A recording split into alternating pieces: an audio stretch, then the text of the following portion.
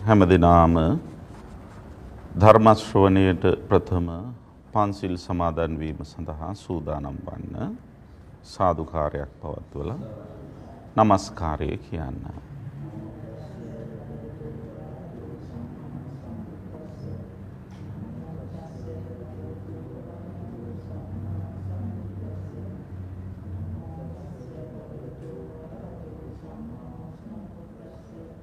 බුද්ධං සරණං ගච්ඡාමි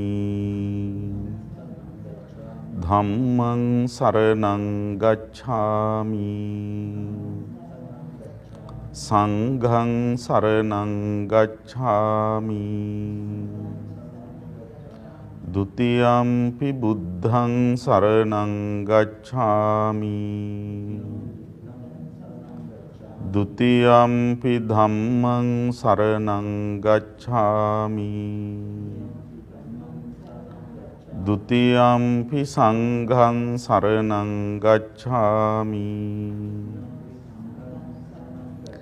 තතියම්පි බුද්ධං සරණං ගච්ඡාමි තතියම්පි ධම්මං සරණං ගච්ඡාමි තතියම්පි සංඝං සරණං ගච්ඡාමි තිසරණ ගමනං සම්පුන්නං පානාතිපාතා වේරමණී සික්ඛාපදං සමාදියාමි අදින්නාදානා වේරමණී සික්ඛාපදං සමාදියාමි කාමීසු මිච්ඡාචාරා වේරමණී සික්ඛාපදං සමාදියාමි මුසාවාදා වේරමණී සික්ඛාපදං සමාදියාමි සුරාමීරය මජ්ජපමා දට්ඨානා වේරමණී සික්ඛාපදං සමාදියාමි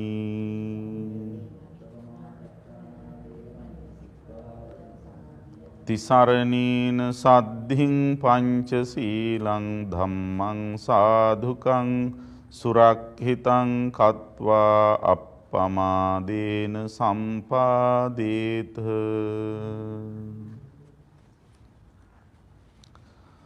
සමන්ත චක්කවාලේසු අත්‍රා ගච්ඡන්තු දේවතා සද්ධම්මං මුනි රාජස් සුනන්තු සග්ග මොක්ඛදං ධම්මස්සවන කාලෝ අයං භදන්තා ධම්මස්සවන කාලෝ අයං භදන්තා ධම්මස්සවන කාලෝ අයං භදන්තා නමෝ තස්ස භගවතු අරහතෝ සම්මා සම්බුද්දස්ස නමෝ තස්ස භගවතු අරහතෝ සම්මා සම්බුද්දස්ස නමෝ තස්ස භගවතු අරහතෝ සම්මා සම්බුද්දස්ස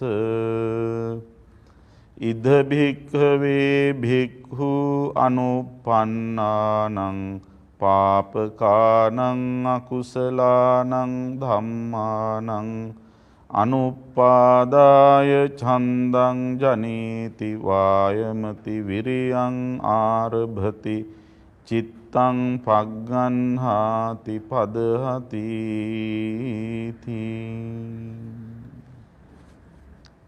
කාරුණික පින්වත්නි දැන් හැම දිනාම සූදානම් වෙන්නේ ධර්ම ශ්‍රවණය කරන්න.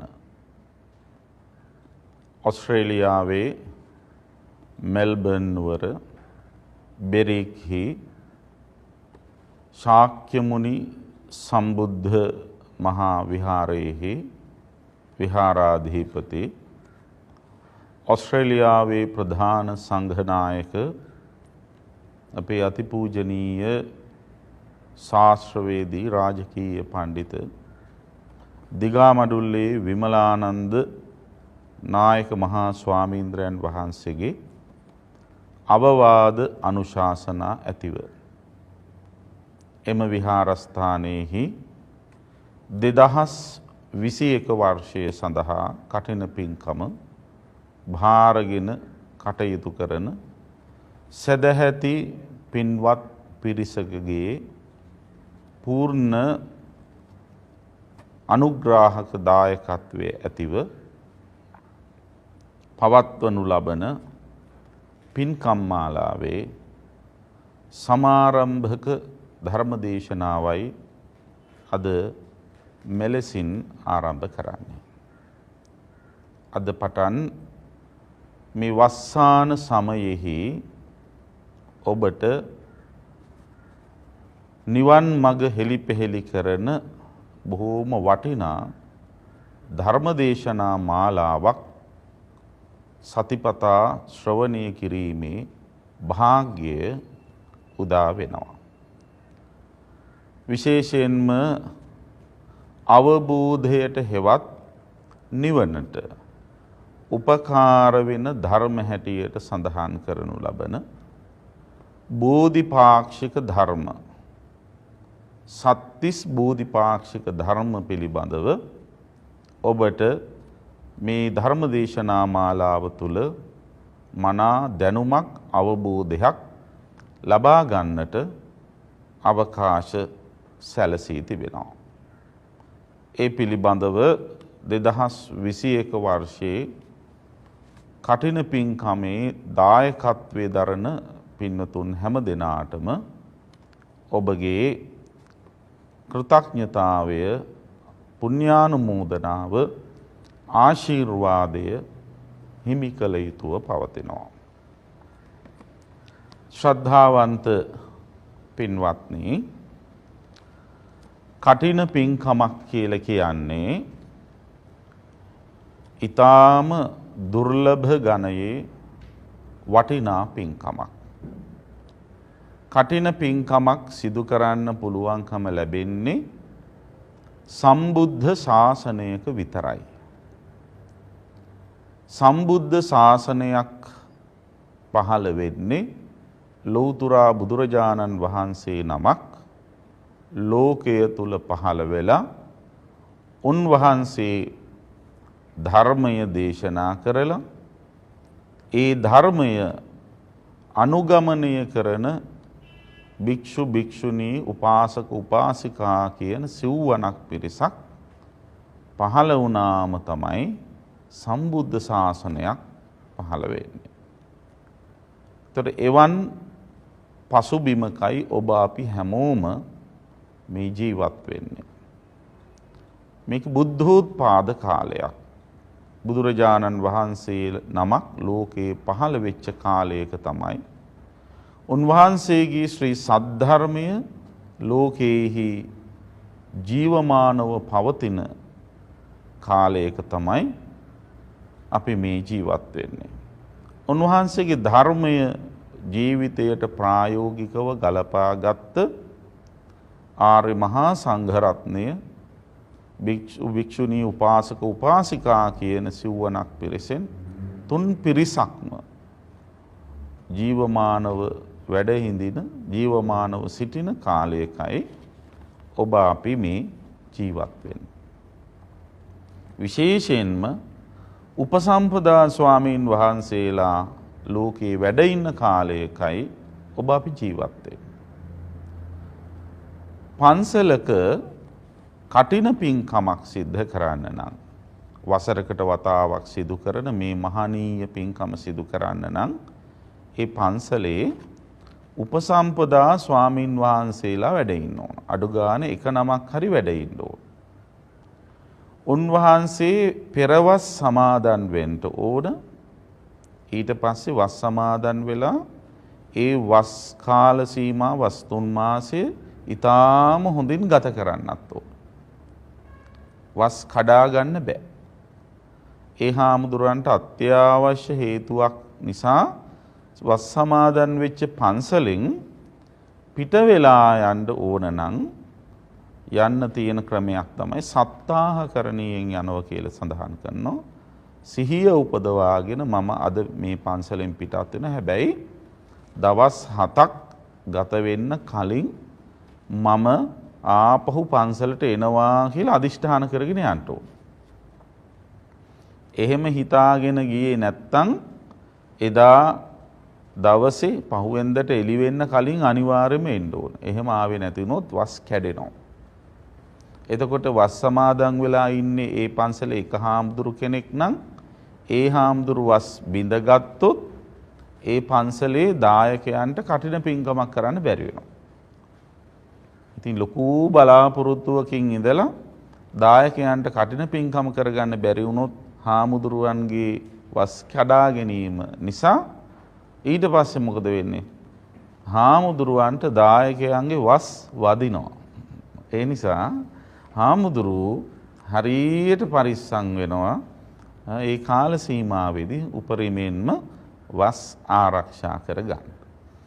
ඉතින් එහෙම වස් පෙරවස් සමාදන් වෙලා වස් බිඳගන්නේ නැතුව 3 මාසයක් තිස්සේ හොඳට සීල සමාධි ප්‍රඥාදී ප්‍රතිපatti පූර්ණේ කරලා ඉන් පස්සේ මහා පවාරණයෙන් පවාරණය කරාට පස්සේ ඒ පන්සල කටින ක්ෂේත්‍රයක් බවට කටින පින්කමක් කරන්න සුදුසු බිමක් බවට පත් වෙනවා. අන්න එවන් පන්සලක කටින පින්කමක් කරනවා නම් යම් කිසි දායක පිරිසක් ඒ දායක පිරිස මහත්ඵල මහනිසංසදායි පින්කමක් ජීවිතේ කරගත් පිරිසක් බවට පත් වෙනවා. අටමහා පින්කම් අතරින් ප්‍රධානම පින්කම හැටියට ගැනෙන්නේ කටින පින්කම. මේ සම්බුද්ධ ශාසනයේ සිදු කළ හැකි සුවිශේෂතම පින්කම කටින පින්කම. එතකොට අනිත් කාරණාව තමයි මේ කටින පින්කමට පූර්වගාමීව වස්තුන් මාසයක් ගත වෙනකොට ඒ වස්තුන් මාසයේදී හාමුදුරුවරු වෙනදාට වැඩිය බොහෝම සීල සමාධි ප්‍රඥාවන්ට නැඹුරු වෙලා අධ්‍යාත්මිකව දියුණු වෙන්න වෑයම් කරනවා. එතකොට වස් ආරාධනා කරපු කටින පින්කම සිද්ධ කරන දායකයොත් අන්න ඒ සඳහා බොහෝම අප වෙලා කැප වෙලා කටයුතු කරන්න ඕන.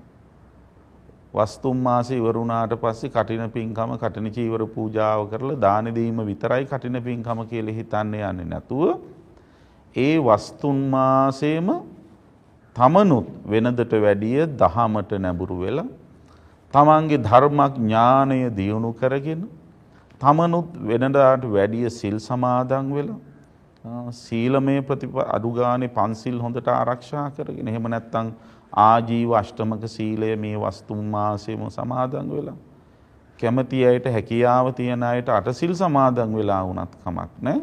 සීලයෙහි පිහිටලා ඒ වගේම වෙනදට වැඩිය භාවනාවන්ට නැඹුරු වෙලා ප්‍රඥාව දියුණු කරගැනීමේ ක්‍රියාකාරකම් වලට නැඹුරු වෙලා කටයුතු කරනවා නම් ඒ දායකයන්ටත් විශාල අධ්‍යාත්මික සුවයක් ශාන්තියක් මේ කාලේ උදා කරගන්න පුළුවන්.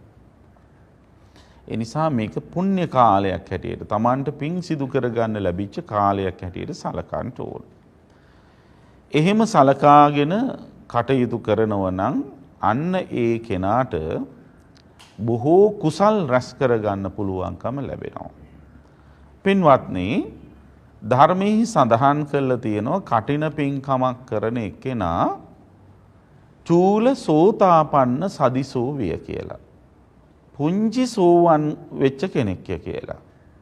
සෝවන් වෙච්ච කෙනෙකුගේ පොඩි එක්කෙනෙක් කියලා. ඇයි එහෙම කියන්නේ? සෝවන් වෙච්ච කෙනෙකුගේ ප්‍රධාන ලක්ෂණයක් තමයි එයා සතර අපායෙන් නිදහස් වෙච්ච කෙනෙක්. සෝවන් වෙච්ච කෙනා. චතුහ අපායේ හිච විප්පමුත්තෝ කියන්නේ මරණින් පස්සේ එයා සතර අපායේ උපදින්නේ නැහැ. ඒක සහතික කරලා කියන්න පුළුවන්. අන්න ඒ වාගේ සෝවන් ඵලයටපත් වෙච්ච එක්කෙනෙක් සතර අපායේ උපදින්නේ නැහැ වගේ කටින පින්කමක් කරපු කෙනෙක් කල්ප ගණනාවක් යනකම් අපාය උපදින්නේ නැහැ කියන එක ධර්මයේහි බොහොම අවධාරණය කරලා තියෙනවා. විශේෂයෙන්ම නාගිත කියන මහරහතන් වහන්සේගේ තේරාපදානයේහි සඳහන් කරලා තියෙනවා. කඨින දානං දත්වාන සංඝේ ගුණ වරුත්තමේ ඊතෝ තින්සේ මහා කප්පේ නාභිජානාමි දුක්ගති. එතකොට කඨින දානයක් පූජා කරලා සංඝ ගුණ සිහි කරගෙන කඨින දානයක් පූජා කරලා එතෙන් පටන් ඊතෝ තින්සේ මහා කප්පේ මහා කල්ප 30ක් යනකම් දුගතියක ඉපදුනේ නෑ කියලා සඳහන් වෙනවා ඒ කඨින පින්කමේ අනුහසේ. ඉතින් අන්න ඒ වගේ වටින පින්කමක් තමයි ඔය ඇතු එකතු වෙලා මේ සිදු කරන්න අනාගතේ සිදු කරන්න බලාපොරොත්තු වන්නේ. ඉතින් ඒ කඨින පින්කමට పూర్වගාමීව මේ බෙරික්හි ශාක්‍ය මුනි සම්බුද්ධ විහාරයේ 2021 වර්ෂයේ සඳහා කඨින පින්කමේ දායකත්වයේ දරන පින්වතුන් හැමෝම එක වගේ එකතු වෙලා සංවිධානය කරලා තියෙන ඊටාම වටිනා ධර්මදේශනා මාලාවක්. ඒ ධර්මදේශනා මාලාව පවත්වනු ලබන්නේ සත්තිස් බෝධිපාක්ෂික ධර්මයන් මුල් කරගෙන.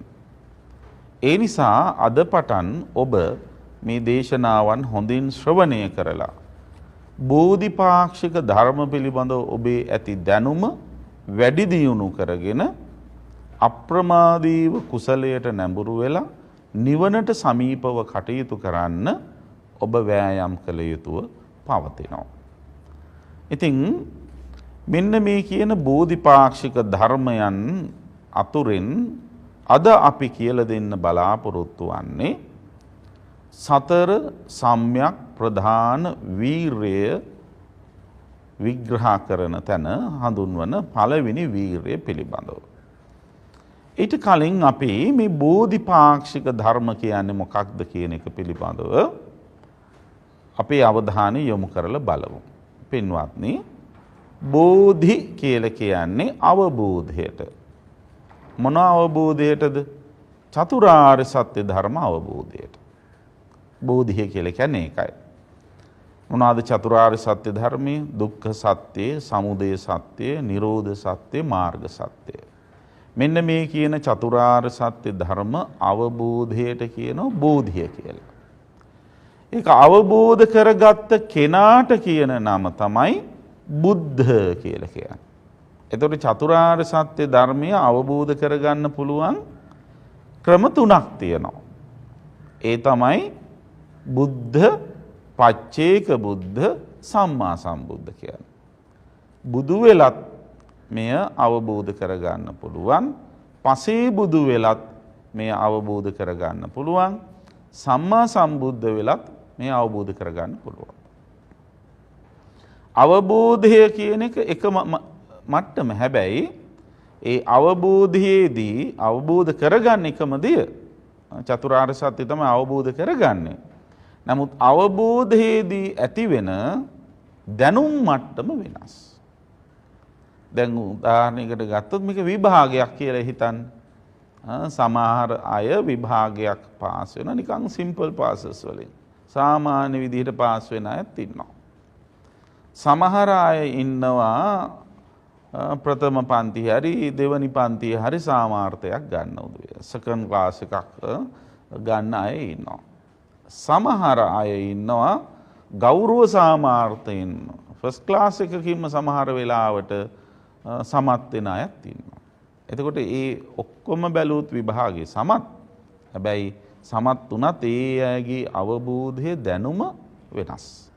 අන්න ඒ වගේ රහතන් වහන්සේ චතුරාර්ය සත්‍ය තමයි අවබෝධ කරගන්නේ. ඒක නිවන් දැකීමට ප්‍රමාණවත් අවබෝධයක්. පසේ බුදුහාමුදුරුවෝ සත්‍ය අවබෝධ කරගන්නවා. එයත් නිවන් දැකීමට ප්‍රමාණ අවබෝධයක්. හැබැයි රහතන් වහන්සේට වැඩිය දැනුමෙන් මුහුකුරාගේ ස්වභාවයක් තියෙනවා. ඒතර රහතන් වහන්සේගේ පසේ බුදුහාමුදුරන්ගේ වෙනසකුත් තියෙනවා. මොකක්ද ඒ? රහතන් වහන්සේට බෑ තනියෙන් සත්‍ය අවබෝධ කරගන්න. රහතන් වහන්සේ නමක් ලෝකේ පහළ වෙන්න නම් බුදුරජාණන් වහන්සේ නමක් ලෝකේ පහළ වෙන්නම ඕන. ඒතර බුදුහාමුදුරු කෙනෙක් පහළ වෙච්ච කාලෙක විතරයි සංඝ රත්නය පහළ වෙන්නේ. හැබැයි රහතන් වහන්සේට පුළුවන් තමන් වහන්සේ බුදුරජාණන් වහන්සේගෙන් අසා දැනගෙන අවබෝධ කරගත්ත ධර්මය අනිත් අයට තේරෙන විදිහට කියලා දෙන්න. ඒකට උන්වහන්සේ හිත හුරු කරලා තියෙනවා. පසේ බුදුහාමුදුරන්ට සත්‍ය අවබෝධ කරගන්න වෙනත් බුදුවරයෙක් පහළ වෙන්න ඕනේ නැහැ. පසේ බුදුවරු පහළ වෙන්නේ සම්මා සම්බුදුවරු ලෝකේ පහළ වෙන්නේ නැති කාලවල වල. උන්වහන්සේට පුළුවන් තනියෙන් සත්‍ය අවබෝධ කරගන්න. හැබැයි වෙනසක් තියෙනවා. මොකද්ද වෙනස? පසේ බුදුහාමුදුරන්ට බෑ අවබෝධ කරගත්ත සත්‍යය අනිත් අයට තේරෙන විදියට කියලා දෙන්න. ඒ සඳහා උන්වහන්සේ හිත දියුණු කරලා නැහැ, පුරුදු කරලා නැහැ. පුරුද්දක් නැති නිසා තමන් අවබෝධ කරගත්ත දේ අනිත් අයට කියලා දීමේ හැකියාව නැහැ. ඒක හරියට උදාහරණයකින් කියනවා නම් ගොළුව හීනයක් දැක්කා වගේ. දැන් ගොළුව හීනයක් දැක්කහම දැකපු හීන ගොළුව දන්නවා. ගොළුව කියන්න try කරනවා. හැබැයි අහන් ඉන්න අයට තේරෙන්නේ නැහැ නේ මොකද්ද මෙයා දැකලා තියෙන්නේ කියලා. අන්න ඒ වගේ. ඒ වගේ අපේ සමාජයේ සමහර උගත්තු ඉන්නවා. ඩබල් PhD ගහපු අය ඉන්නවා. හැබැයි තව කෙනෙකුට යමක් කියලා දෙන්න ගියාම ඒක තේරෙන විදිහට කියලා දෙන්න හැකියාවක් නැහැ. දැනුමේ අඩුමක් නෙවෙයි අර පුරුද්ද නැතිකම. ඊළඟට සම්මා සම්බුදුරජාණන් වහන්සේ කරන්නේ මොකද? උන්වහන්සේ තනියෙන්ම සත්‍ය අවබෝධ කරගන්නවා. අනිත් අයටත් අවබෝධ වෙන විදිහට ඒක දේශනා කරනවා. එතකොට අන්නේ චතුරාර්ය සත්‍ය ධර්ම අවබෝධ කරගන්නවා කියන අදහසින් ඔය තුන් දෙනාටම කියන්නේ බුද්ධ කියලා. ඒතර අර වෙනස් වීම නිසා තමයි බුද්ධ පච්චේක බුද්ධ සම්මා සම්බුද්ධ කියන නම් වලින් උන්වහන්සේලාව හඳුන්වන්නේ. ඉතින් උන්වහන්සේලා චතුරාර්ය සත්‍ය ධර්මය අවබෝධ කරගත නිසා බුද්ධ වෙනවා. උන්වහන්සේලගේ අවබෝධයට කියනවා බෝධි කියලා. අන්නේ අවබෝධයට උපකාර වෙන ධර්මතා සමූහයක් තියෙනවා. ඒ උපකාර වෙන ධර්ම කියන අදහසින් ඒවට කියන බෝධිපාක්ෂික ධර්ම කියලා. ඒතර අවබෝධයට උපකාර වෙන ධර්මතා තියෙනවා 37ක්. ඒ නිසා ඒ 37ට කියනවා සත්තිස් බෝධිපාක්ෂික ධර්ම කියලා. මොනවද මේ කියන සත්තිස් බෝධිපාක්ෂික ධර්ම? ඔන්න මම සංඛ්‍යාත්මකව කියන්නම්. සතර සතිපට්ඨානය, සතර සම්‍යක් ප්‍රධාන වීරය, සතර රිද්ධිපාද. එතකොට එතන තියෙනවා හතරේ 3ක් 12යි. ඊට පස්සේ පංච ඉන්ද්‍රිය සහ පංච බල. එතකොට එතන 10ක් තියෙනවා. පංච ඉන්ද්‍රිය කියන්නේ 5යි, පංච බල කියන්නේ 5යි. එතකොට එතන 10යි. එතකොට 12යි 10යි 22යි. ඊට පස්සේ සත්තිස් ඊළඟට තියෙන සප්ත බෝධ්‍යංග ධර්ම. මොනවාද සප්ත බෝධ්‍යංග ධර්ම? 7ක් තියෙනවා. එතකොට 22යි 7යි 29යි. ඊට පස්සේ ආර්ය අෂ්ටාංගික මාර්ගය. ආර්ය අෂ්ටාංගික මාර්ගයේ මාර්ගාංග තියෙන 8ක්. එතකොට 29යි 8යි 37යි. අන්නේ 37ට තමයි සත්තිස් බෝධිපාක්ෂික ධර්ම කියලා කියන්නේ. එතකොට අපි ආපහු එක නම් වශයෙන් ගත්තොත් සතර සතිපට්ඨානය කියන්නේ සිහිය පිහිටුවා ගත යුතු තැන් 4ක් තියෙනවා. ඒ තමයි කායානුපස්සනා, වේදනානුපස්සනා, චිත්තානුපස්සනා, ධම්මානුපස්සනා කියලා කියනවා. ඊළඟට සතර සම්‍යක් ප්‍රධාන වීරය හඳුන්වන තැනදී අපි සඳහන් කරනවා සංවරප්පදාන, පහනප්පදාන, භාවනාප්පදාන සහ අනුරක්ඛණප්පදාන කියලා. ඒක තවත් විදිහකින් කියනවා නම් නූපන් අකුසල් නූපදවා සිටීමට කරන උත්සාහය, උපන් අකුසල් ප්‍රහාණය කිරීම සඳහා කරන උත්සාහය, නූපන් කුසල් උපදවා ගැනීමට කරන උත්සාහය, උපන් කුසල් වැඩි දියුණු කර ගැනීමට කරන උත්සාහය. එතන හතරයි. ඊළඟට සතර ඍද්ධිපාද. ඒවට අපි කියනවා ඡන්ද, චිත්ත, විරිය, වීමංස කියලා. ඊට පස්සේ පංච ඉන්ද්‍රිය ධර්ම හැටියට සඳහන් කරනවා සද්ධින්ද්‍රිය, විරේන්ද්‍රිය, සතීන්ද්‍රිය, සමාධින්ද්‍රිය, පඤ්ඤේන්ද්‍රිය කියලා. ඊළඟට ශ්‍රද්ධා බලය, විරිය බලය, සති බලය, ඊළඟට සමාධි බලය, පඤ්ඤා බලය කියලා සඳහන් කරනවා. මෙතනදී තවත් ඉන්ද්‍රියන් ගැන හඳුන්වීමක් තියෙනවා. ඒ තමයි මේ හිරියොත්ප්ප දෙකත් ඉන්ද්‍රිය ධර්ම විදිහටත් දක්වලා තියෙන ඔය සේක බල විත්තත සූත්‍ර ආදී වලදී සේක ධර්මයන් හැටියට හඳුන්වනකොට ඒ බල ධර්ම හැටියට ගන්නකොට ශ්‍රද්ධාව ඒ වාගේම වීරය හිරියොත්ප්ප කියන ඒවා අරගෙන තියෙනවා. ඊළඟට පින්වත්නි ධර්මෙහි සඳහන් කරන සප්ත බෝධ්‍යාංග ධර්ම. සප්ත බෝධ්‍යංග ධර්ම කියලා කියන්නේ අවබෝධයට උපකාර වෙන ධර්ම හතක් තියෙනවා. ඒ තමයි සති සම්බොජ්ජංගය, විරිය සම්බොජ්ජංගය, ධම්මවිචය සම්බොජ්ජංගය, විරිය සම්බොජ්ජංගය, පීති සම්බොජ්ජංගය, පස්සද්ධි සම්බොජ්ජංගය, ඊළඟට සමාධි සම්බොජ්ජංගය සහ උපේක්ඛා සම්බොජ්ජංගය. ඊට පස්සේ ආර්ය ශ්‍රාංගික මාර්ගයේ මාර්ගාංග 8යි. ඒ තමයි සම්මා දිට්ඨි, සම්මා සංකප්ප, සම්මා වාචා, සම්මා කම්මන්ත, සම්මා ආජීව, සම්මා වායාම, සම්මා සති, සම්මා සමාධි. ඔන්න ඔය 34 තමයි සත්‍තිස් බෝධිපාක්ෂික ධර්ම කියලා කියන්නේ.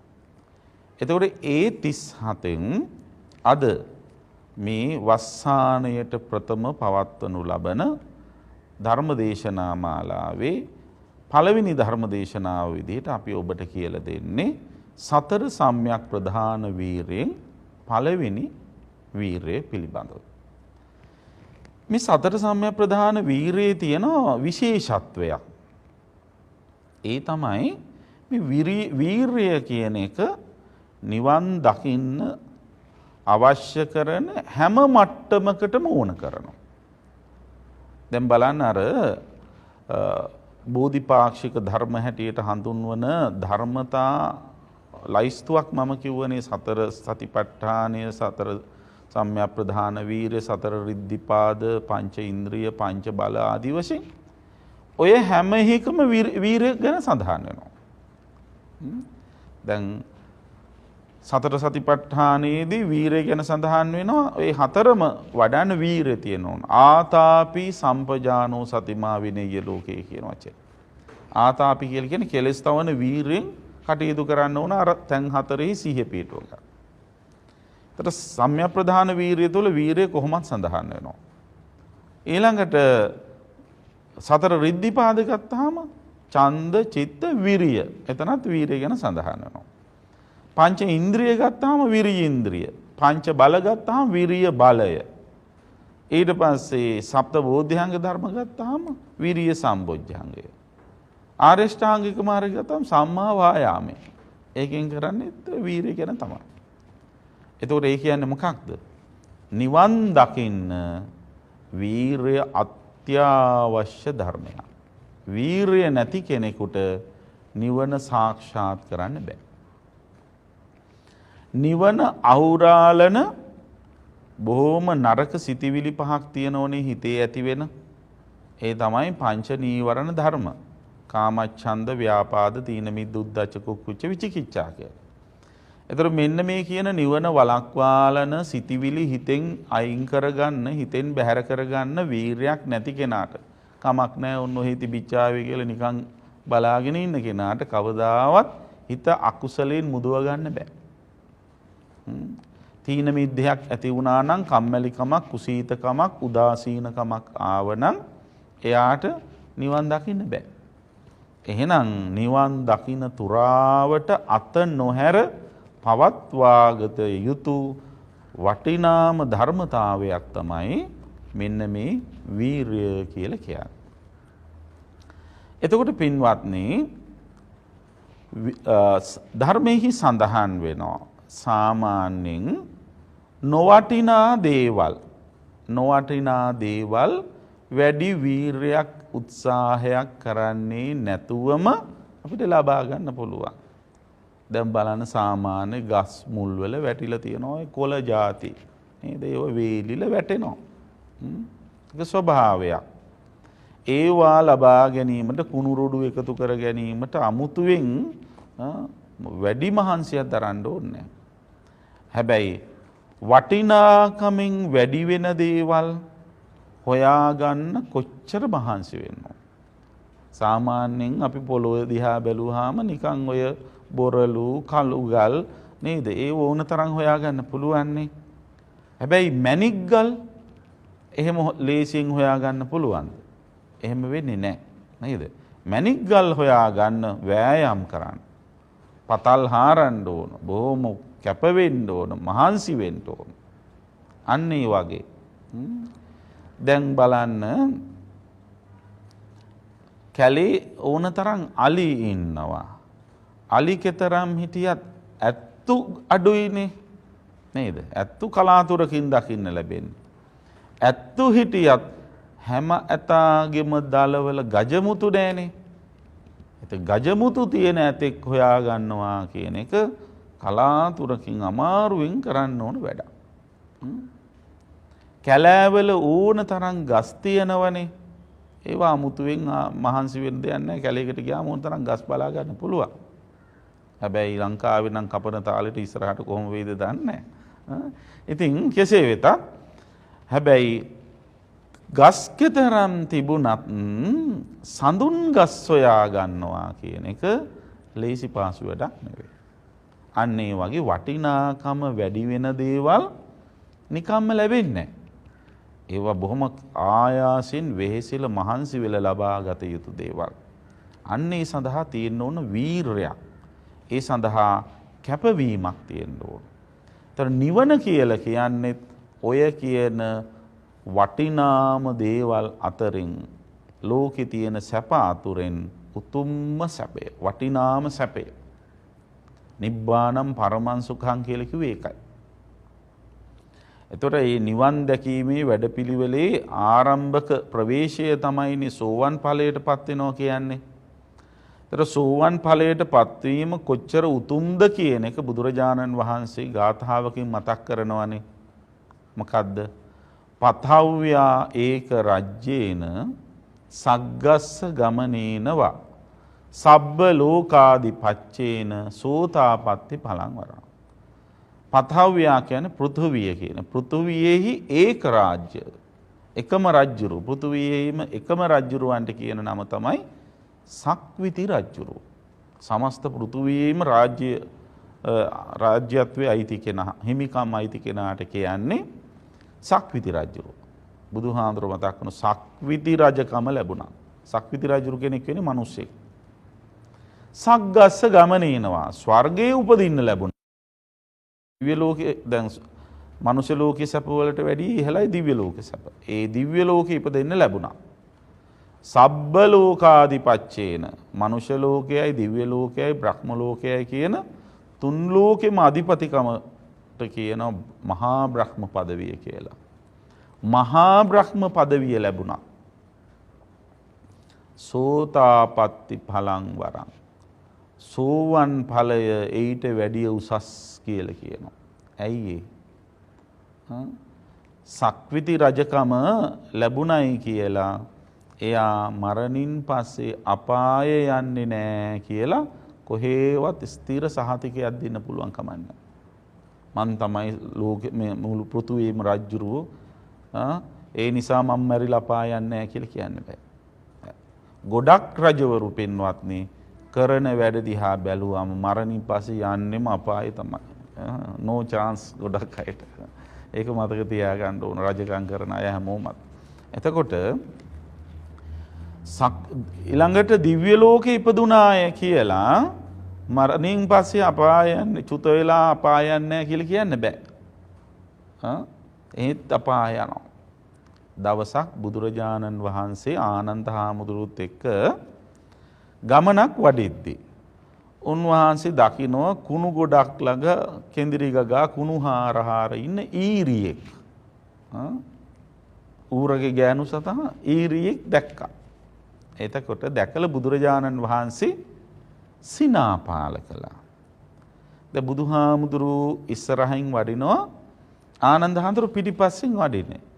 කොහොමද දැන් එතකොට ඉස්සරහින් වඩින බුදුහාමුදුරුවෝ සිනාසෙන බව ආනන්ද හාමුදුරුවෝ දකින්නේ? සයිඩ් කණ්ණාඩියක් අහි කරලා නැහැනේ. කොහොමද දකින්නේ? අටුවාවේ තියෙන බොහොම ලස්සන විග්‍රහයක්. ඒ තමයි බුදුරජාණන් වහන්සේට තියෙන ඔය දෙතිස් මහා පුරුෂ ලක්ෂණ අතරින් මේ බොහෝම හොඳ ලක්ෂණයක් තමයි මේ එක පෙළට පිහිටා තිබෙන සමව පිහිටා තියෙන දත් පෙළක් තිබෙනවා. උන්වහන්සේ මදහස පානකොට සිනහ වෙනකොට ඒ දත්වල කැල්ම කාන්තිය එළිය මේ කම්මුල් දිගේ රිදී පාටට පිටිපස්සට ගලා යනවා. ඒතර කම්මුල් වලට එළිය වැටෙනකොට පිටිපස්සෙන් ඉන්න ආනන්ද හාමුදුරන් දකිනවා ඔන්න දැන් බුදුහාමුදුරු සිනාසෙනවා. බුදුහාමුදුරු සාමාන්‍ය අපි වගේ නිතර දෙවිලි hina වෙන්නේ නැහැ. උන්වහන්සේ සිනාවක් පහල කරන්නේ සකාරණව කාරණයක් එක්ක. ඉතින් බුදුහාමුදුරන්ගෙන් ආනන්ද හාමුදුර අහනවා "ඒ ස්වාමීනි වහන්සේ මේ ඊරිය දැකලා සිනා පහල කරා." එතකොට බුදුරජාණන් වහන්සේ මතක් කරනවා ආනන්ද මේ ඊරි කකුසඳ බුදුරජාණන් වහන්සේගේ කාලේ කිකිලියක් වෙලා ඉපදිලා හිටියලු. ඒ කිකිලි ඉඳලා තියෙන්නේ පන්සලක් කිට්ටුව. මේ පන්සලට භාවනා කරන්න එන යෝගාවචරයෙක් විපස්සනා භාවනාව පිළිබඳව කර්මස්ථානයක් සජ්ජායනා කර කර හිටියලු. ඒක බොහෝම ප්‍රසාද සිතින් අහගෙන ඉන්න වෙලාවේ මේ කිකිලිට මැරෙන්න සිද්ධ වෙලා. මොකක් හරි හේතුවකින් මැරිලා. එහෙම මරණයටපත් වුණත් අර ප්‍රසාද ජනක මනසින් කිකිලි මැරුණ නිසා ඒ කාලවකවානුවේම ඒ කිට්ටුව තිබිච්ච රජමාලිගාවක දුම්බරී කියලා සිත් දේවී කෙනෙක් මේ රාජකුමාරිකාවක් වෙලා ඉපදුනාලු. එහෙම ඉපදිලා ඊට පස්සේ එතුමිය වැසිකිලි ගොඩක් ජරා ගොඩක් දැකලා ඒ ජරා ගොඩේ තිබිච්ච අසුචි ගොඩක් දැකලා ඒකේ තිබිච්ච සිටපු පණුව දැකලා ඒක භාවනා පිළිකුල් භාවනාවක් විදිහට වඩලා හිතේ ධානය උපදවාගෙන මැරිලා ගිහිල්ලා බ්‍රහ්ම ලෝකෙ ඉපදුනා. ඊට පස්සේ අර ඔක්කොම කර්මයන් ගෙවිලා බ්‍රහ්ම ලෝකේ ඉපදිලා කර්මයන් ගෙවිලා ඉවර වෙලා එහෙ ඉඳලා ඇවිල්ලා එහෙන් චුත වෙලා තමයි මේ ඊරි වෙලා ඉපදිලා තියෙන කියලා. අන්න බලන්න කර්මය යෙදෙන හැටි. එතකොට මහා බ්‍රහ්ම ලෝකෙ ඉපදුණයි කියලා තපාය යනවා කියන එකෙන් වළකින්න පුළුවන් කමක් නැහැ. බ්‍රහ්ම ලෝකෙ යන්නට හේතු වෙච්ච කර්ම ශක්තිය ඉවර වෙච්ච ගමන් ඊට පස්සේ ආය අපාය යන්න පුළුවන්. හැබැයි සෝවන් ඵලයටපත් වුණොත් කවුරු හරි කෙනෙක් එයා මැරිලා අපාය යන්නේ නැහැ කියලා ඒකාන්ත වශයෙන් සහතික කරන්න පුළුවන්. ඉතින් අන්න ඒ වාගේ මහත් ඵලයක් ඒ වගේම නිවන වගේ උත්තරීතර තත්වයක් ලේසියෙන් කෙනෙකුට ලබා ගන්න බෑ. ඒ ලබා ගන්න නම් මොකද කරන්න ඕන? උත්සාහ කරන්න. ආයාසයෙන් කැපවීමෙන් කටයුතු කරන්න ඕන. අන්න ඒ උත්සාහයන් අතරේ පළවෙනි උත්සාහය සංවර ප්‍රධානය කියන උත්සාහය බුදුරජාණන් වහන්සේ විග්‍රහ කරනවා. අද අපි ඒක ගැන තමයි කෙටියෙන් කියන්න බලාපොරොත්තු වෙන්නේ. මේ සංවර ප්‍රධානය විග්‍රහ කරන තැන ධර්මෙහි සඳහන් වෙන ඉද බික්කවේ බික්ඛු අනුප්පන්නානම් පාපකානං අකුසලානං ධම්මානං අනුප්පාදාය ඡන්දං ජනේති වායමති විරියං ආරභති චිත්තං පග්ගන්හාති පදහති වශයෙන්.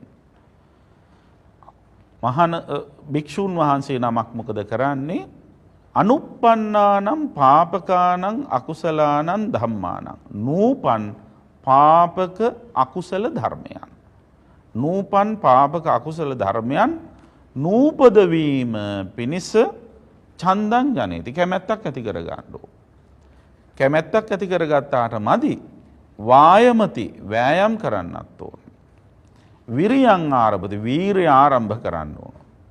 චිත්තං පග්ගන්හාති හිත හොඳට ඒ දෙසටම මෙහෙවා කටයුතු කරන්න ඕන.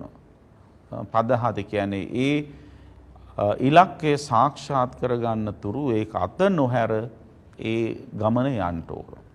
අන්න ඒක තමයි මෙතෙන්දී පළවෙනි වීරය හැටියට හඳුන්වලා තියෙන්නේ.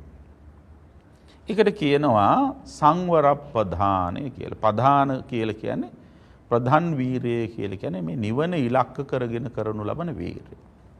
හැම වීරයකටම ප්‍රධාන වීරය කියන්නේ නැහැ. නේද? දැන් පොල් ගහකට නගින්නත් සමහරුන්ට වීරය තියෙන්න ඕන. ඊළඟට වෙනත් ලෞකික කටයුතු කරන්නත් වීරය තියෙන්න ඕන. ඒ වාගේ සාමාන්‍ය ලෞකික දේවල් සම්බන්ධයෙන් කරන වීරය නෙවෙයි මෙතන ප්‍රධාන වීරය කියලා කියන්නේ. ප්‍රධාන වීරය කියලා කියන්නේ නිවන ඉලක්ක කරගෙන කරනු ලබන වීරය. ඒතර ඒ වීරයේදී පින්වත්නි විශේෂ අවධානයක් යොමු කරනවා. කුමක්ද ඒ අවධානය? ඒ තමයි අපි මූලිකව සිද්ධ කළ යුතු අවධානය තමයි අපේ වීරය තියෙන්න ඕන නිවන ඉලක්ක කරගෙනනේ. නිවන සාක්ෂාත් කරන්න ඕන වැඩ දෙකක් තියෙනවා. දැන් ලෝකේ පහළ වෙන හැම බුදුරජාණන් වහන්සේ නමක්ම නිවන් දැකීම සඳහා නිවන සාක්ෂාත් කර ගැනීම සඳහා කරන්නේ කියලා තියෙන වැඩ දෙකක් තියෙනවනේ. එකක් තමයි සියලු જાති පව් නොකර ඉන්න ඕන. සබ්බ පාපස්ස අකරණ. පව් නොකරාටම මැදි කුසලස්ස උපසම්පදා කුසල් වඩන්නත් ඕන. කුසල් වඩනවා කියන්නේ කුසල් දියුණුව කරනවා කියන්නේ වෙන මොකක්ද නෙවෙයි අකුසල් ප්‍රහාණය කරනවා කියන එක. එතකොට අකුසල් ප්‍රහාණය කිරීමයි පව් දුරු කිරීමයි කියන්නේ මොකක්ද කියලා දැනගන්න. සමහරු හිතාගෙන ඉන්නේ පවයි අකුසලයි දෙකම එකක් කියලා. එහෙම නැහැ. පව කියන්නේ එකක්. අකුසලය කියන්නේ තව එකක්. හැම අකුසලයක්ම පව් නෙවෙයි. හැබැයි හැම පවකම අකුසල් තියෙනවා. අකුසලය කියන්නේ හිත දුර්වල කරන සිතිවිලි. එතකොට ඒ හිත දුර්වල කරන හිත කිලිටි කරන ප්‍රධාන සිතිවිලි තුනක් තියෙනවා. ඒ සිතිවිලි තුන මුල් වෙලා තමයි ඔක්කොම නරක සිතිවිලි හටගන්නේ. ඒ නිසා ඒ සිතිවිලි තුනට කියන අකුසල මූල කියලා. මූල කියන්නේ roots මුල්. එතකොට ඒව මුල් කරගෙන තමයි අනිත් ඔක්කොම හටගන්නේ. එතකොට අකුසල් මුල් හිතේ තිබ්බ කියලා අපිට පව් සිද්ධ වෙන්නේ නැහැ. අකුසල් මුල් තුනනේ ලෝභ ද්වේෂ මෝහ කියන්නේ. ලෝභ ද්වේෂ මෝහ හිතේ තිබ්බ පමණින් පව් වෙන්නේ නැහැ. දැන් මේ මොහොත බලන්න මේ බණ අහන වෙලාවේ ඔය ඇත්තන්ගේ හිතේ ලෝභ ද්වේෂ මෝහ තියෙනවද නැද්ද? තියෙනවානේ. නැත්තම් රහත් වෙලානේ මම මේ බණ කියන රහතන් වහන්සේලා ටිකකට හේවනා. ඔබ අපි හැමෝගෙම හිතේ ලෝභ ද්වේෂ මෝහ තියෙනවා. හැබැයි ලෝභ ද්වේෂ මෝහ තිබ්බ කියලා දැන් අපිට පව් සිද්ධ වෙනවද? නෑ. අපි මේ බණ අහන වෙලාව අපිට පව් සිද්ධ වෙන්නේ නෑ. ඇයි පව් සිද්ධ නොවන්නේ? අර ලෝභ ද්වේෂ මෝහ ක්‍රියාත්මක මට්ටමේ නෑ. ඒතර ක්‍රියාත්මක වෙනකොට තමයි ඔන්න පව් සිද්ධ වෙන්නේ. ලෝභ ද්වේෂ මෝහ කියන අකුසල මූලයන් ක්‍රියාත්මක කරන්න පුළුවන් ක්‍රම තියෙනවා තුනක්. මොකද්ද ක්‍රම තුන? සිතින් ක්‍රියාත්මක කරන්න පුළුවන්, වචනෙන් ක්‍රියාත්මක කරන්න පුළුවන්, කයින් ක්‍රියාත්මක කරන්න පුළුවන්.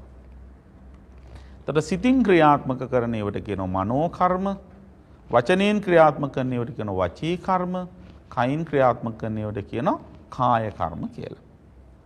එතකොට ලෝභ ද්වේෂ මෝහ වලට කියනවා අකුසල් කියලා, ඊට පස්සේ සිතින් කයින් වචනෙන් ඒ ලෝභ ද්වේෂ මොහ නරක විදිහට ක්‍රියාත්මක කිරීමට කියන පව් කියලා. එතකොට හැම පවකම අකුසල් තිබුණාට හැම අකුසලයක්ම පවක් බවට පත් වෙන්නේ නැහැ. හැබැයි පව් නොකලාට හිතේ අකුසල් තියෙනවනේ. අකුසල් තියාගෙන නිවන් දකින්න බෑ. දැන් සමහර අය නිවන් දකින්න පුළුවන් කියලා හිතාගෙන ඉන්නේ පව් කරන්නේ නැති හින්දානේ. මම නිතර කියන කතාවක්. දැන් සමහරු අපේ සමාජයේ ඉන්න අය කියනවා මං නම් සත්තු මරන්නේ නැහැ, හොරකම් කරන්නේ නැහැ, කාමයේ වරදො හැසිරෙන්නේ නැහැ, බොරු කියන්නේ නැහැ, අරක්කුසි කරත් බොන්නේ නැහැ. ඒ හින්දෝයේ නිතර දෙවිලි පන්සල් යන්නත් ඕනේ නැහැ. මට ඒකට වෙලාවකුත් නැහැ. කාටවත් කරදරයක් කරන්නේ නැතුව මගේ පාඩුවේ හිටියනම් ඒකනේ වටින්නේ, ඒකනේ බුදුහාඳුරුත් කියලා තියෙන්නේ කියලා. බුදුහාඳුරු දේශනා කරපු 84000 ධර්මස්කන්ධයම අධ්‍යයනය කරනවා වගේ ප්‍රකාශ කරනවා. එහෙම වෙන්නේ නැහැ. මතක තියාගන්න පින්වත්නි, පව් නොකල පමණින්ම කෙනෙක් හොඳ වෙන්නේ. පව් කියලා කියන්නේ නරක දේවල්නේ. නරක දේවල් නොකල පමණින් හොඳ වෙන්නේ. එතකොට නරක දේවල් කරන්නේ නැති එක්කෙනා කවුද? නරක දේවල් කරන්නේ නැත්තම් එයා නරක නැහැ. එච්චරයි. දැන් සාමාන්‍යයෙන් අහනවන එක එක්කෙනා බලන්න එහෙම කියලා කොහොමද මිනිහා කියලා. එතකොට කියනවා නරක නැහැ කියලා කියනවා. නරක නැහැ කියලා කියන්නේ හොඳයි කියන එකම නෙවෙයි. නරක කරන්නේ. ඒතර සත්තු මරණ එක, හොරකම් කරන එක, කාමයේ වරදවා හැසිරෙන එක නරකයිනේ. ඒ නරක කරන්නේ නැති හින්දා එයා නරක නැහැ. දැන් නරක කරන්නේ නැතිවට මදි. හොඳ වෙන්න නම් මොකද කරන්න? හොඳ කරන්නත් ඕන. සත්තු නොමරනවා වගේම මැරෙන්න යන සත්තු බේර ගන්න ඕන. සතුන්ට ජීවත් වෙන්න තියෙන අයිතිය රකින්න ඕන. කරුණාව මෛත්‍රිය දියුණු කරන්න ඕන සතුන් කෙරෙහි. හොරකම් කරන්නේ නැහැ වගේම දන් දෙන්න ඕන. Taman සතු දෙයින් සෑහීමටපත් වෙලා ජීවත් වෙන්න පුළුවන් පුරුද්ද ඇති කර ගන්න ඕන. ඒ වගේම පොදු දීපල ආරක්ෂා කරන්න ඕන. අන්න ඒ වගේ නරකින් වළකිනවා වගේම හොඳ දේ කරන්න ඕන. හොඳ දේ නොකර හොඳ වෙන්න බෑ. අපේ සමාජයේ ඉන්න සමහරු නරක කරන්නේ නැති හින්දා නරක නැහැ. හොඳ කරන්නේ නැති හින්දා හොඳත් නැහැ. නේද? එහෙම අය හරියට පතෝල වගේ. ගුණත් නැහැ, අගුණත් නැහැ. නේද? එහෙම පතෝලේ ලංකාවේ නම් හරියට ඉන්නවා. මම දන්නේ ඕස්ට්‍රේලියාවේ එහෙම ඉන්නවද කියලා. පතෝලයන්ට නම් නිවන් දකින්න බෑ. ඇයි නිවන් දකින්න බැරි? එයාලා නවත්ත ගන්න හදන්නේ පව විතරනේ. අකුසලයේ නවත්ත ගන්න එයාලා වෑයම් කරන්නේ නැහැ. එතකොට බුදුරජාණන් වහන්සේ දේශනා කරනවා පාපක අකුසල දෙකම නවත්ත ගන්න ඕන. පව් නවත්ත ගන්නත් ඕන, අකුසල් නවත්ත ගන්නත් ඕන. කයින් වචනයෙන් වෙන පව් නවත්ත ගන්නේ සීලයෙන්. ඊළඟට සිතින් වෙන පව් නවත්ත ගන්නේ භාවනාවෙන්. අකුසල් නවත්ත ගන්නේ ප්‍රඥාවෙන්. අන්න ඒකයි අපි තේරුම් ගන්න ඕන. එතකොට ඔන්න ඔය කියන පාපක ඒවත් අකුසලුත් දෙකම නවත්ත ගන්න අවශ්‍යයි වීරයක්. කුමක් සඳහාද වීරය? ත්‍රිශික්ෂාව පුරුදු කරන්න. සීල සමාධි ප්‍රඥා වඩන්න ඕන. අන්න ඒ සීල සමාධි ප්‍රඥාව වඩන්න වීරය කරන්න ඕන. එතකොට සීල සමාධි ප්‍රඥා කියන ඒවා ප්‍රාර්ථනා කරලා ලබා ගන්න පුළුවන් ඒවා නෙවෙයි. අනේ මගේ සීලය වැඩේවා, සීලය වැඩේවා කියලා ප්‍රාර්ථනා කර කර හිටියට, මගේ හිතේ සමාධිය වැඩේවා, සමාධිය වැඩේවා කියලා ප්‍රාර්ථනා කර කර හිටියට, මගේ හිතේ කෙලෙස් දුරු වේවා, දුරු වේවා කියලා ප්‍රාර්ථනා කර කර හිටියට ඒක වෙන්නේ නැහැ. ඒක ප්‍රාර්ථනාව විතරක් තියාගෙන මදි. අදිෂ්ඨානයෙන් යුක්තව, අවබෝධයෙන් යුක්තව තේරුම් අරගෙන මේ ධර්ම මාර්ගයේ ගමන් කරන්න ඕන. එතකොට නූපන් අකුසල් නූපද ගන්නවා කියන්නේ මොකක්ද කියන එක අපි තේරුම් ගන්න ඕන. පින්වත්නි, අපේ හිතේ කෙලෙස් ක්‍රියාත්මක වන අදියර තුනක් තියෙනවා. ස්ටේජස් තුනක් තියෙනවා. පළවෙනි අදියරට කියන අනුසය කියලා. අනුසය කියන්නේ නිදාගෙන ඉන්න අවස්ථාව. අර මං කිව්වේ යට ගැහිලා තියෙන අවස්ථාව. දැන් අපි හැමෝටම මේ අවස්ථාවේ තියෙන අනුසය කෙලෙස්. දෙවැනි අවස්ථාව තමයි පරියුට්ඨාන. පරියුට්ඨාන කියන්නේ නැගිටින අවස්ථාව. ඒතර නූපන් අකුසල් කියලා කියන්නේ අර අනුසය අවස්ථාවේ තියෙන ඒවා. නැගිටිච්ච නැති ඒවා. ඉපදුනේ නෑ ඒව තාම. එතකොට ඒ ඉපදිච්ච නැති ඒවා උපදින්න ගන්නවා බාහිර සමාජයේත් එක්ක අපි අරමුණු පරිහරණය කරනකොට ඒවයි ඇලෙන්න ගැටෙන්න ගියාම අන්නේ අරමුණු මුල් කරගෙන හිතේ කෙලෙස් ඇවිස්සෙනවා. ඒක පරියුට්ඨාන අවස්ථාව කියලා කියනවා. ඒක හිතින් හිතා ඉන්න අවස්ථාව. ඉතින් හිතා ඉන්නකොට මේ කල්පනා කර ඉන්නකොට තමයි සිතිවිලි වේගවත් වෙන්නේ. සිතිවිලි වේගවත් වුණාම අන්නේ වේගවත් සිතිවිලි වලට අපි කියනවා ආවේග කියලා. ආවේගය කියලා කියන්නේ තරහට විතරක් නෙවෙයි. ඕනම සිතිවිල්ලක් අපිට ආවේගයක් බවට පත් කරන්න පුළුවන් වේගෙන් ක්‍රියාත්මක වෙන විදිහට. ඒතර ආවේගයක් වුණාම මොකද කරන්නේ? අභ්‍යන්තරේ රඳව ගන්න බැරි වෙනවා ඒක. ඊට පස්සේ අපි ඒක එළියට දානවා. කොහොමද එළියට දාන්නේ? කයිනුයි වචනයෙන්. නරක දේවල් කියලා නරක දේවල් කරලා අන්න එළියට දානවා. ඒ අවස්ථාවට කියන වීතික්කම අවස්ථා කියලා. එතකොට අන්න නූපන් අකුසල් කියලා කියන්නේ අනුසය මට්ටමේ තියෙන ඒවා. ඒවා උපදිනවා කියලා කියන්නේ පරියුට්ඨාන වීතික්කම කරනවා කියන එක. එතකොට අපි මේ වෑයම වෙන්න ඕන මොකද්ද? අන්න ඒ නූපන් ඒවා අනුසය කෙලෙස් පරියුට්ඨාන කරගන්නේ නැතුව වීතික්කම කරගන්නේ නැතුව ඉන්න. එතකොට ඒ සඳහා අපි සීල සමාධි ප්‍රඥාවන් පුරුදු කරන්න ඕන. ඉතින් මූලිකවම පින්වත්නි නූපන් අකුසල් සහ පාපක ධර්ම නූපදවා ගැනීම සඳහා සීලය අත්‍යවශ්‍ය කාරණයක් වෙනවා. නූපන් පාපක ධර්මයන් යටපත් කරගන්න සීලය අත්‍යවශ්‍යයි. ඒ නිසා තමයි ධර්මයේ සඳහන් කරන්නේ පළවෙනි වීරය ඔය සතර සම්‍යක් ප්‍රධාන වීරය හඳුන්වනකොට සංවරප්පදාන වීරය කියලා. සංවරප්පදානය කියලා කියන්නේ සංවරය හෙවත් සීලය. දැන් මම මතක් කළානේ කෙලෙස් නූපන් ඒවා උපදින්න ගන්නේ කොහොමද? උපදින්න ගන්නේ බාහිර සමාජයේ අරමුණු පරිහරණය කරන්න යාම නිසා කියලා. එතකොට ඒ නිසා එන්නේ අරමුණු පරිහරණය කරන්න ඉන්ද්‍රියන් හරහානේ. ඒ ඉන්ද්‍රියන් මොකද කරන්න ඕන? සංවර කරන්න ඕන. ඉන්ද්‍රිය සංවර සීලය තුලින් අර නූපන් අකුසල් උපදව ගන්නේ නැතුව ඉන්න පුළුවන්කම තියෙනවා. ඊළඟ කාරණාව තමයි අනිත් සීලය. ඒ සීලයට කියනවා ප්‍රාතිමෝක්ෂ සංවර සීලය කියලා. ප්‍රාතිමෝක්ෂ සංවර සීලය කියන්නේ මේ පන්සිල්, අටසිල්, දසසිල් ආදී වශයෙන් ගන්න සිල්. ඒ සිල් වලින් කරන්නේ කයයි වචනය සංවර කරනවා. ඒතර නූපන් අකුසල්, නූපන් පාපක ධර්ම ඉපදීමේ ප්‍රතිඵලයක් විදිහටනේ කයින් වචනෙන් මිනිස්සු වැරදි කරන්නේ. ඒතර සිල් සමාදන් වෙලා ප්‍රාතිමෝක්ෂ සංවර සීලේ සමාදන් වුණාම කයිනුයි වචනේනුයි කරන වැරදි නවත්ත ගන්නවා. අන්න ඒක එතකොට එතන තියෙන සංවරයක්. ඒකයි සංවරප්පදාන කියලා කියන්නේ. එතකොට හිතින් කරන වැරදි නවත්තා ගැනීමත් අත්‍යවශ්‍ය. අර අකුසලය ප්‍රහාණය කිරීම. ඒකට ඉන්ද්‍රියයන් සංවර කර ගන්නවා. ඇහැ, කන, නාසය, දිව, ශරීරය, මනස කියන ඉන්ද්‍රියන්ට ගෝචර වෙන රූපාදී අරමුණු නිසා කෙලෙස් ඇවිස්සෙන එක නවත්ත ගන්න එකට කියන ඉන්ද්‍රිය සංවර සීලය. ඒ තුලින් අකුසල් නවත්ත ගන්න පුළුවන්. ඉන්ද්‍රිය සංවරයක් නැති එක්කිනාගේ අකුසල් වැඩෙනවා.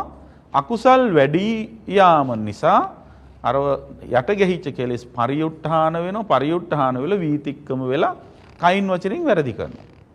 අන්නේ කයින් වචනෙන් වැරදි කරන එක නවත්තන්න මොකද කරන්නේ? සිල් සමාදන් වෙනවා. එතකොට සීලේ ප්‍රාතිමෝක්ෂ සංවර සීලයෙන් කටයුතු කරන්න ඕන. එහෙනම් සිල් සමාදන් වෙලා සිල් රකින්නවා කියලා කියන්නේ මොකද්ද? වීරයවන්ත වැඩක්. නේද? සිල් සමාදන් වෙන්න ලේසි, රකින්න එක ලේසි නෑනේ. රකින්න එක හරීම ආයාසයෙන් කරන්න ඕන වැඩක්. කොහොමත් නේද? නරක දේවල් වලට අපේ හිත දන්නේම නැතුව ඇදිලා යනවා. මානසං පාප සන්නින්නම් හිත හැමතිස්සෙම පවට ඇදිලා යන තියෙන ගතිය වැඩි. හොඳ දෙයක හිත පිහිටුව ගන්නවා කියන එක සමහර වෙලාවට හරිම අමාරු වැඩක්. ඒක ඔය ඇත්තන්ට අත්දැකීම්මුත් ඇති. පැයක් තිස්සේ වාඩි වෙලා බණක් අහනවා කියන වැඩේ ලේසි පහසු වැඩක් නෙවෙයි. අය පැයක ටෙලි නාට්‍යයක් බලනවා කියන එක සමහර වෙලාවට අනේ කාලේ ගියා දැනුන්නේ නැහැ කියලා සමහරුන්ට හැංගෙන්න පුළුවන්. ඒ මොකද? අභාවිත මනස. නුපුහුණු හිතේ හැටි. එහෙමයි. එතකොට අන්න ඒ නුපුහුණු හිත පුහුණු කිරීම අත්‍යවශ්‍ය කාරණයක්. ඒ සඳහා තියෙන්න ඕන හොඳම වීරයක්. ඉතින් මෙන්න මේ වීරය ඇති කර ගැනීම සඳහා පසුබිම් වන කාරණා ධර්මයේ සඳහන් කළ තියෙන අටුවාවේ සඳහන් කළ තියෙනවා අවශ්‍ය කරන ප්‍රධාන වීරයට උපකාර වෙන අංග පහක් පිළිබඳව. ඒ අංග පහ තමයි පළවෙනි එක ශ්‍රද්ධාව. ඒ කියන්නේ Taman නිවන් දකින්නට බලාපොරොත්තු වෙන කෙනෙක් නම් නිවන පිළිබඳව විශ්වාසයක් තියෙන්න ඕන. නිවන් මඟ පෙන්වූ බුදුරජාණන් වහන්සේ කෙරෙහි විශ්වාසයක් තියෙන්න ඕන. ඒ මඟ ගමන් කරපු ආර්ය මහා සංඝරත්නය කෙරෙහි විශ්වාසයක් තියෙනවා. අන්න ඒ විශ්වාසය තියෙන තරමට තමයි අපිට වීරය කරන්න හිතෙන්නේ. දැන් ආවල් තැන මණිකක් තියෙනවා පොළොව යට කියලා විශ්වාසයක් හොඳටම තහවුරු වුණා නම් අපි මොකද කරන්නේ? ඒ විශ්වාසය මත ඒ මණික ලබා ගැනීම පිණිස ලබා ගන්න කම්ම උත්සාහය අතහරින්නේ නැහෙනි. කැපවීමෙන් මානසික වෙලේ වැඩි කරනවා. අන්න ඒ වගේ මේ මාර්ගය තුල ගමන් කිරීමෙන් විතරයි නිවන් දකින්න පුළුවන්. ඒ මඟ පෙන්වන්නේ බුදුරජාණන් වහන්සේ විතරයි කියන විශ්වාසය ශ්‍රද්ධාව අනිවාර්යයෙන්ම වීරය කරන්න උපකාර වෙනවා. ඒතර ශ්‍රද්ධාව නැති තැන තියෙන්නේ මොකද්ද? අවිශ්වාසය. හෙවත් සැකය. නේද? Taman යන පාර ගැන Tamanට සැකනම් අතරමඟින් හැරෙනවනේ සමහරට ආපස්සට හැරිලා මේක හරි පාර වෙන්න බෑ වෙන පාරක වෙන්නේ නැති මම යන්නේ කියලා සමහරට හැරිලා යන්න පුළුවන්. එතකොට අර දිගට යන්න තියෙන උත්සාහය අතහැරලා දැම්ම වෙනවා. අන්න ඒ නිසා උත්සාහය දිගට පවත්වගෙන යන්න ශ්‍රද්ධාව අත්‍යවශ්‍ය අංගයක්. ඊළඟට තවත් එකක් මේ උත්සාහය පවත්වගෙන යන්න උපකාර වෙන ධර්මයක් තමයි අප්පාබාධෝ අප්පාතංකෝ කියලා සඳහන් කරනවා. අල්ප ආබාධ තියෙන ලෙඩ රෝග අඩු වෙන විදිහට තමන්ගේ පැවැත්ම හදා ගන්න ඕන. දැන් අපි හිතමු මේ නිවන් මාර්ගයේ ගමන් කරනකොට සීල සමාධි ප්‍රඥා වඩනකොට කවුරු හරි කෙනෙකුට ලෙඩ හැදෙනවා. බඩේ අමාරුවක් හරි හැදෙනවා මොන හරි ඒ උනහම ඒ ලෙඩ මුල් කරගෙන අනේ මට බෑ මගේ බඩ රිදෙනවා ආදි වශයෙන් හිතලා අර උත්සාහය අතහැරලා දානවා. ඒකට ලෙඩ රෝග හැදෙන්නට හේතු වෙන විදිහේ දේවල් වලින් වළකින්න ඕන. විශේෂයෙන්ම අපත්‍ය ආහාර අනුභවයෙන් වළකින්න ඕන. දේශගුණ විපර්යාස තියෙන තැන් තියෙනවා නම් ඒ වගේ තැන් වලට යෑමෙන් වළකින්න ඕන. ලෙඩ රෝග අවම කරගන්න එක වීරිය දිගට පවත්වා ගන්න හේතුව. ලෙඩ රෝග හැදිච්ච ගමන් වීරිය නැති වෙලා මන්ද උත්සාහී වෙනවා. එපා වෙලා යනවා. ඊළඟට අසටෝ හෝති අමායාවී කියලා සඳහන් කරනවා. සටකපටකම් තියෙන්න හොඳ නැහැ. ඒ කියන්නේ ආත්ම වංචනිකයෙක් වෙන්න හොඳ නැහැ. තමන්ව මුලා කරගන්න හොඳ නැහැ. තමන් ඉන්න තැන තමන් හොඳට තේරුම් අරගෙන කටයුතු කරන්න ඕන. මේ වීරය දිගට පවත්වාගෙන යාමේදී. ඊළඟට අකුසලානං ධම්මානං පහනාය කුසලානං ධම්මානං උපසම්පදාය තාමවා හෝති දල්හ පරක්මු. අකුසල ධර්මයන් ප්‍රහාණය කරන්න කුසල ධර්මයන් වැඩි දියුණු කරන්න බොහෝම කැප වෙන්න ඕන. දැඩි වූ උත්සාහයකින් වෙන්න ඕන. අදාළ ටාගට් එක ඇචීව් කරනකම් ඉලක්කය සාක්ෂාත් කරනකම් අත නොහරින වීරයක් තියාගෙන කටයුතු කිරීම වැදගත්.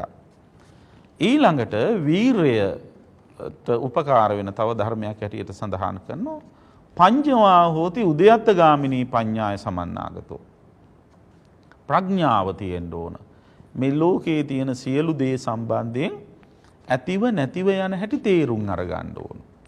අනිත්‍යතාවය වටහා ගන්න වෑයම් කරන්න ඕන. අන්නේ සඳහා වෑයම් කරන තරමට අපේ මේ වීරිය තව තව ශක්තිමත් කරගන්න පුළුවන්කම තිබෙනවා.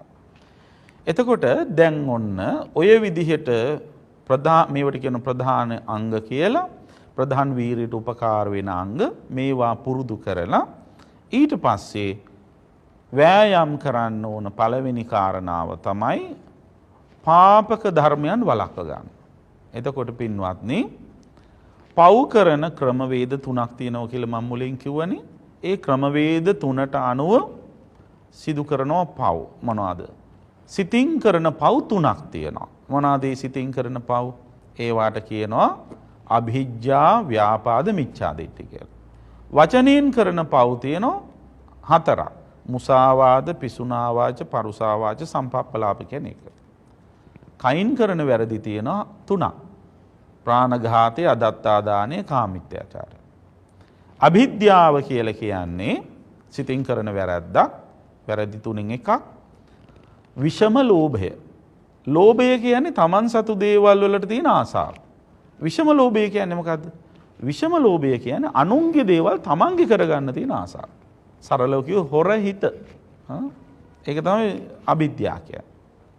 ව්‍යාපාදය කියලා කියන්නේ තරහ නෙවෙයි. තරහේ මානසික ක්‍රියාකාරී අවස්ථාව. නැසේවා වෙනසේවා කියලා හිතින් සාප කරන්නේ. හොඳක් නම් වෙන්න එපා, මට මේ කරපු දේවල් වලට හෙනම ගහන්න ඕන, හෙන නැත්තම් හදලා හරි ගහන්න ඕන කිය ඔය සාප කර කර ඉන්නේ. අන්න ඒක තමයි ව්‍යාපාද කියන්නේ.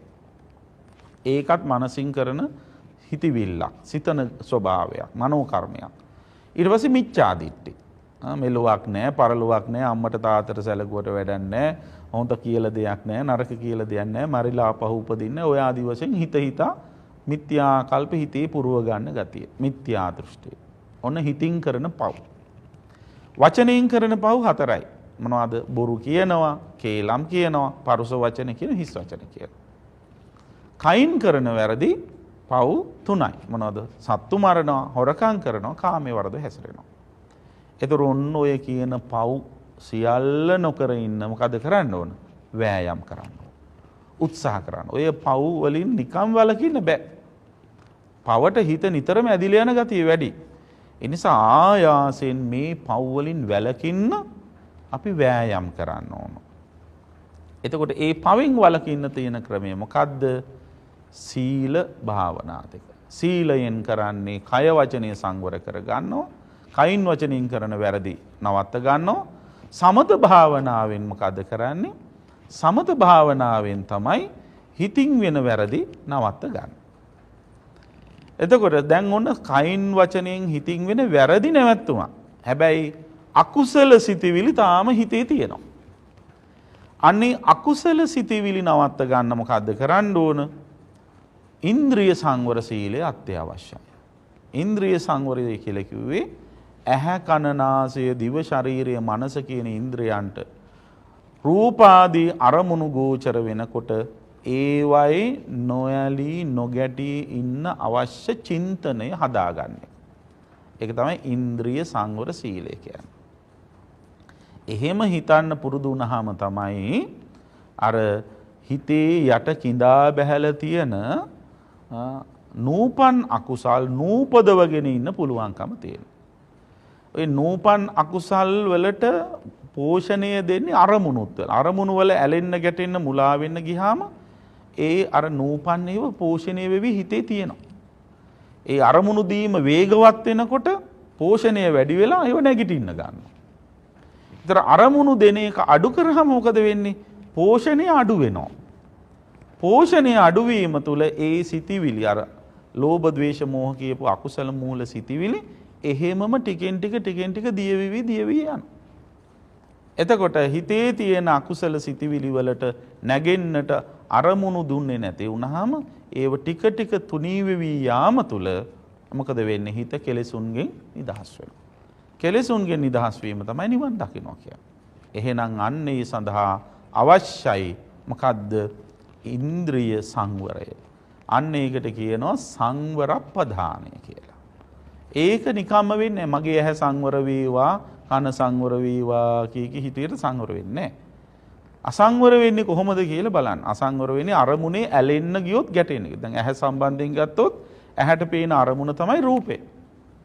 රූපේ ආස්වාදයෙන් වැළඳ ගන්න ගියොත් රාගය ඇවිස්සෙනවා. රූපේ ගැටෙන්න ගියොත් ඒකේ තියෙන ආදීනව දැකලා ගැටෙන්න ගියොත් ද්වේෂය ඇවිස්සෙනවා. ඒ නිසා මොකද කරන්න ඕන? මේ රූපය අනිත්‍ය වශයෙන් බලනවා.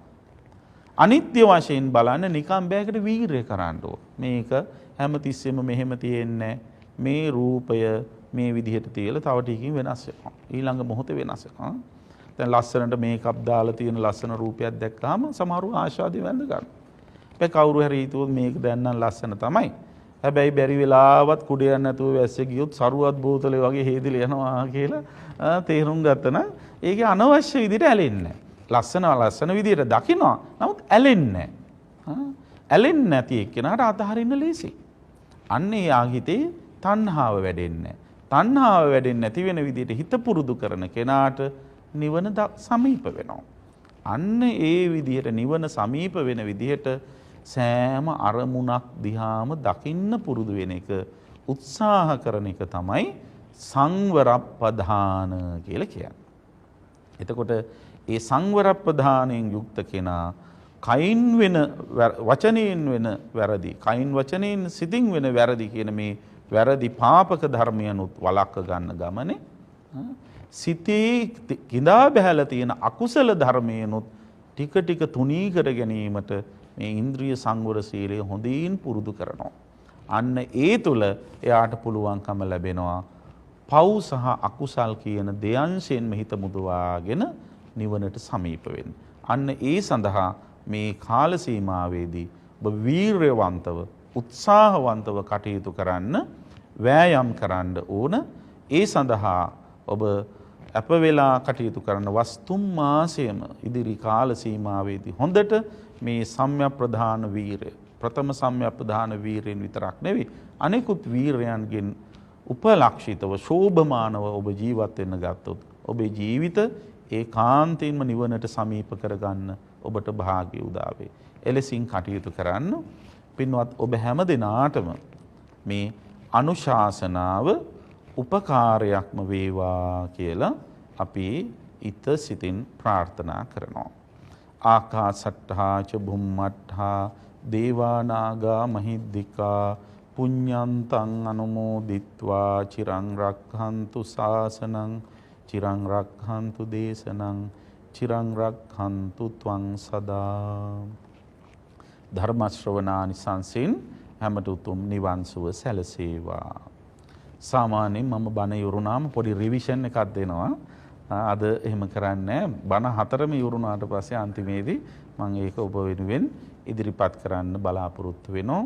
ඉතින් ඕස්ට්‍රේලියාවේ බෙරික් හි ශාක්‍ය මුනි සම්බුද්ධ විහාරයේ අපේ අතිපූජනීය දිගාමඩුල්ල විමලානන්ද නායක ස්වාමින් වහන්සේගේ අවවාද අනුශාසනා පරිදි සංවිධානය කරන 2021 වර්ෂයේ කටින පින්කමේ දායකත්වයේ දරා කටයුතු කරන පින්වතුන්ගේ පූර්ණ දායකත්වයෙන් මූලිකත්වයෙන් සංවිධානය කරන ධර්මදේශනා පින්කම් මාලාවේ සමාරම්භක දේශනය අද මෙලෙසින් පැවැත්වුවේ. ඉතින් පින්වත් ඔබ හැම දිනාටම අපි පුණ්‍යානුමෝදනා කරන දායකත්වයේ දරපු පින්වතුන්ට ඒත් අන්ගේ පවුල්වල හැමෝටම විශේෂ උපන්දින සමරන අය ඉන්න පුළුවන්. ඒ හැමෝටමත් අපි සෙත් ප්‍රාර්ථනා කරනවා. ඒ වගේම මියගිය සියලු ඥාතීන්ට පින් අනුමෝදන් කරනවා. පවුලේ සෑම සියලු දෙනාගේම ඉදිරි අනාගතය වෙනුවෙන් අපි ආශිර්වාද කරනවා. ඒ විශේෂයෙන් මේ ධර්ම දේශනා හතර නුගේගොඩ පාගොඩ පාරේ විෂුවල් ඉම්පැක්ට් වීඩියෝ ප්‍රොඩක්ෂන් ආයතනයේහි තමයි පටිගත කරලා ඔබට නරඹන්නට අවස්ථාව සලසා දී තිබෙන්නේ.